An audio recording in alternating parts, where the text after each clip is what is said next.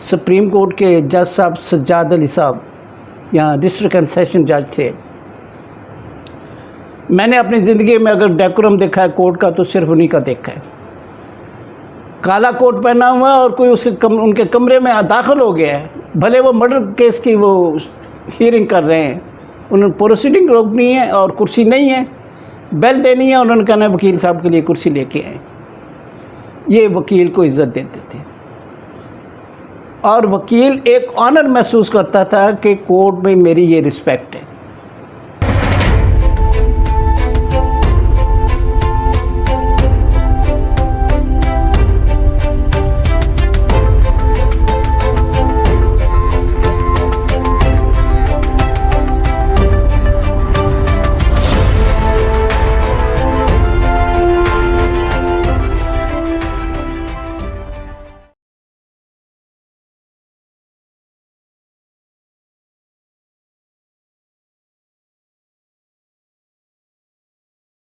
शुरू करता हूँ अल्लाह के पाक नाम से जो रहमान भी है और रहीम भी है।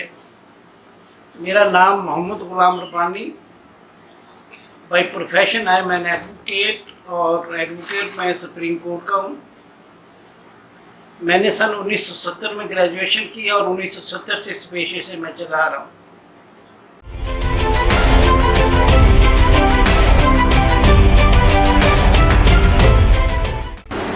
मैं डिस्ट्रिक्ट बार एसोसिएशन का 2 दफ़ा जनरल सेक्रेटरी रह चुका हूँ, मेंबर पंजाब बार काउंसिल रह चुका हूँ और बतौर मेंबर पंजाब बार काउंसिल ये पहला क्रेडिट मुझे जाता है कि पाकिस्तान लॉ जनरल कमेटी का मैं चेयरमैन रह चुका हूँ और पूरे पंजाब में 20 साल की लाइब्रेरी मैंने फ्री तकसीम की। फिर उसके बाद 10 साल मैं एक्सटर्नल एग्जामिनर रहा हूँ कंपनी लॉ का। फिर उसके बाद मेंबर रहा हूँ executive committee Lahore high court का। फिर उसके बाद वोकेशनल ट्रेनिंग इंस्टीट्यूट के बोर्ड का प्रेसिडेंट रहा हूँ 8 साल। ये तो है मेरी एक्टिविटीज़। खुल के हॉकी खेली है, स्कूल में भी, कॉलेज में भी, यूनिवर्सिटी में भी। एक दफ़ा इंडिया में बतौर स्टेट गेस्ट में जा चुका हूँ, वहाँ भी मैंने अपनी स्पीच की थी। किस्सा मुख्तसर, भले आप छोटे शहर से क्यों नहीं, लेकिन अगर आप छोटे शहर से उठ के आर्गूमेंट्स के लिए किसी बड़े शहर में जाते हैं और वहाँ के जजेस आपसे ये बात पूछ लें कि रब्बानी साहब आप लाहौर से प्रैक्टिस करते हैं, तो समझ लें कि आपने अपना केस जीत लिया। मैं ये महसूस करता हूँ। अगर जजेस ये बात कह दें, ये मैं ये करता रहा हूँ, ख़ासकर ये रेवेन्यू साइड पे, कि रब्बानी साहब ये फैसला आपने लिखना है। मैंने कहा जी आप मुझे बता दीजिएगा, अगर मेरे क्लाइंट के खिलाफ है फिर भी बता दीजिएगा, फिर आपने पढ़ के दस्तखत करने हैं। मैं अपने क्लर्क को हमेशा ये बात कहता हूँ, यार मुझे किसी जज से ना मत मिलाओ, बस मेरी बहस रखवा दो उसके पास, मेरा तारुफ यही काफ़ी है। अगर मैं जजेस के उनके ज़ाती केस में ड्राफ्ट कर सकता हूँ तो मुझ में कोई क्वालिटी है तो वो मुझसे कंसल्टेशन मुझसे करते हैं ना। अगर मैं जजेस के को हवाला किसी किताब का मैं देता हूँ, कहते जी हमने तो पहली दफ़ा ये किताब सुनी है, मैंने कहा जी नो प्रॉब्लम,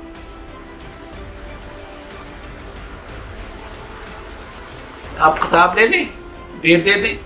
जो 1962 में, 74 में, 75 में, 85 में एंड ऑनवर्ड जो अथॉरिटी एक दफ़ा मैंने पढ़ी है तो मेरे ज़हन में होता है यार ये अथॉरिटी मैंने पढ़ी हुई थी। उसे फिर मैं रिसर्च करता हूँ और अल्लाह का लाख लाख शुक्र है उसे मैं ढूंढ निकालता हूँ और मैं देता हूँ। मुझे इस बात की कभी अफसोस नहीं हुआ कि मैं केस लूज़ कर गया।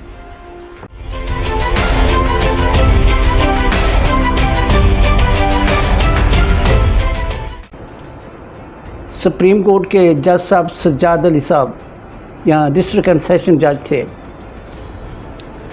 मैंने अपनी ज़िंदगी में अगर डेकोरम देखा है कोर्ट का तो सिर्फ उन्हीं का देखा है।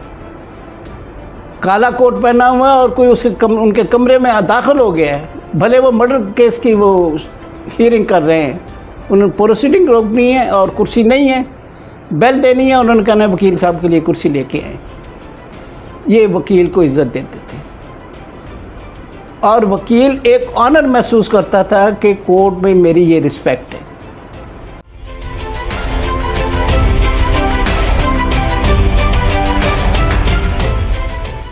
मैं एक ही क्वेश्चन लेके गया था इस्लामाबाद।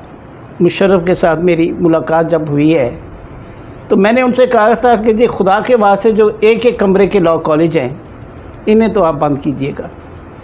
लॉ सेक्रेटरी भी बैठा हुआ था, लॉ मिनिस्टर भी बैठे हुए थे, सूबाई लॉ मिनिस्टर भी बैठा हुआ था, सूबाई लॉ सेक्रेटरी भी बैठा हुआ था।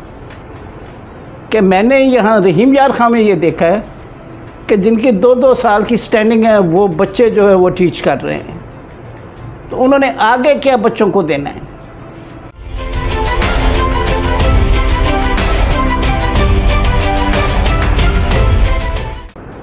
इस प्रोफेशन में इब्तदाई स्टेज पे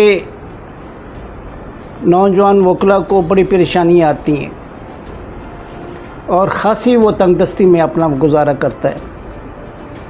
लेकिन उसके साथ ही मैं ये बात कहूँगा कि अगर आपने इस प्रोफेशन को पैशन के तौर पर अडॉप्ट करना है तो फिर परेशानियाँ कम होती जाएंगी।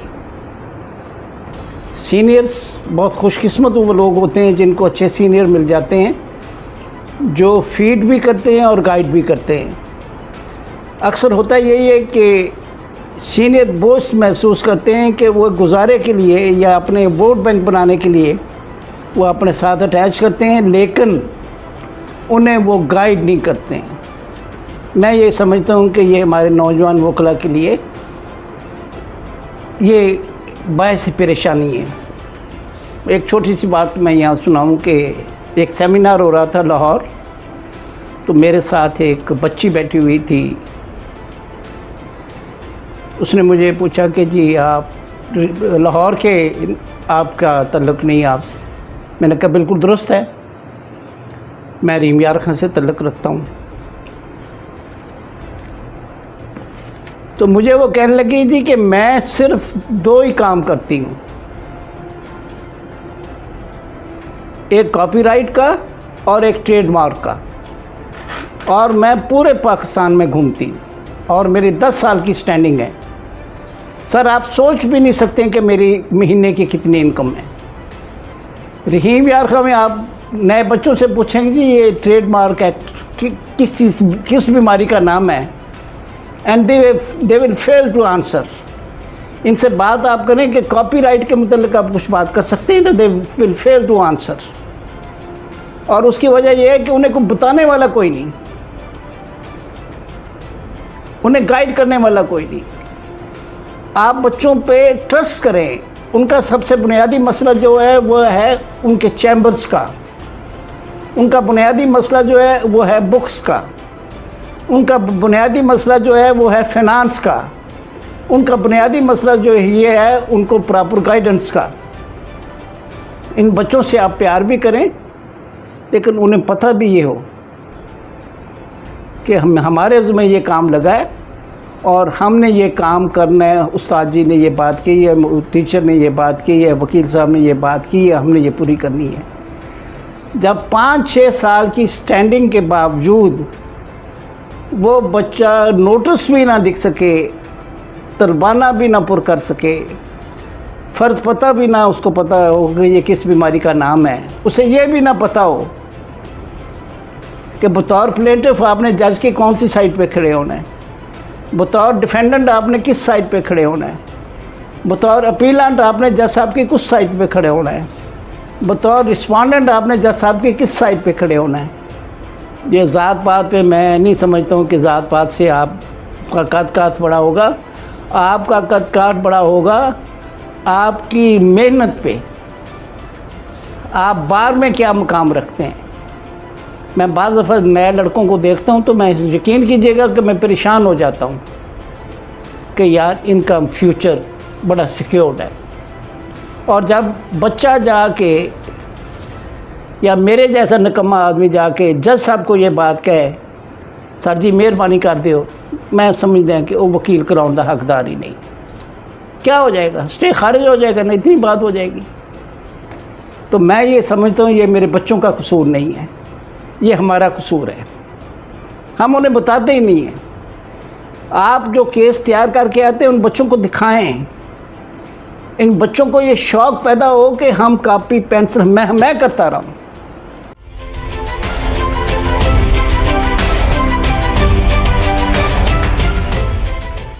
फिर ये इफ्तिखार चौधरी की तहरीक थी, इसमें भी मैं बिहाइंड द बार रहा हूँ।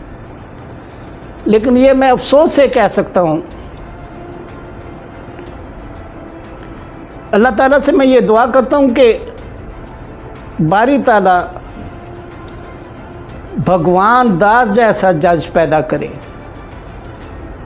अल्लाह ताला AR कियानी जैसा जज पैदा करे।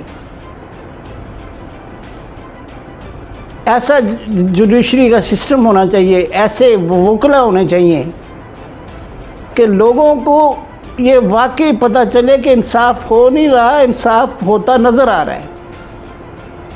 मैंने एडिशनल सेशन जजेस ऐसे भी रहीम यार में पोस्टिंग उनकी देखी है कि जो सिर्फ एक वक्त खाना खाते थे और रात को वो चने सिर्फ चबाते थे, इतनी थोड़ी तनख्वाह उनकी होती थी। अब तो माशाल्लाह गाड़ियाँ भी हैं, 2-2 लाख रुपया भी है, लेकिन फिर भी पूरी नहीं आ रही। और यही पैगाम मैं अदलिया को भी देना चाहता हूँ, चेहरों को देख के मत फैसला कीजिएगा। एक आदमी क्यों प्रेसिडेंट को लेके जाए अपने केस के लिए, स्टे मैटर के लिए, बेल के लिए क्यों लेके जाए वो? मैंने अपनी ज़िंदगी में ऐसे जजेस देखे हैं कि जो सीनियर के बजाय जूनियर वकला को ज़्यादा अकोमोडेट करते थे। तो मैं इख्तितामी फ़िक्रा मेरा यही है कि one should be laborious, hard worker, painstaking, और सबसे बड़ी बात ये है कि he should believe in humanity.